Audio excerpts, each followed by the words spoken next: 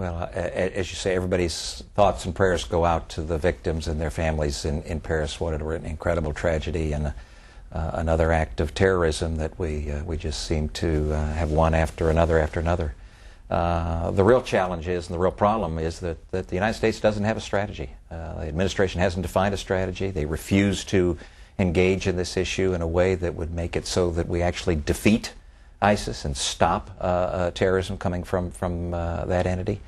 So what the House did this past week was to say, because the Homeland Security Secretary and because the Director of the FBI says we aren't able to be certain that folks coming in the refugee program actually are coming here and not having any association with terrorist groups. They aren't able to say that. And since they're not able to say that, we ought to pause the program or stop the program right now and put it on a posture of making certain that they're able to vet these individuals in a proper way. That's what the American people are clamoring for. But Obama has said he's going to veto this. So what would be the next House step?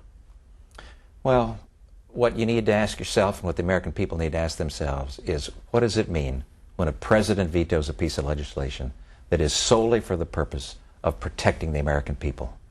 It's a very troubling time.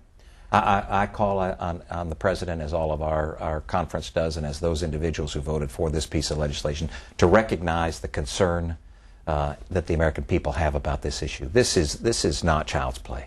This is a very, very serious issue. And to have the president say, even though in spite of his Homeland Security Secretary saying that they aren't able to appropriately vet these individuals, that they aren't able. That's not the Republican conference in the House. That's not Republican senators. That's not Republican governors. That's his Homeland Security Secretary. And to have the president say he's not going to listen to that, and he's going to continue to allow people into this nation that he cannot, with any certain degree of certainty at all, know that they don't have past ties to terrorism. This is a very, very troubling event.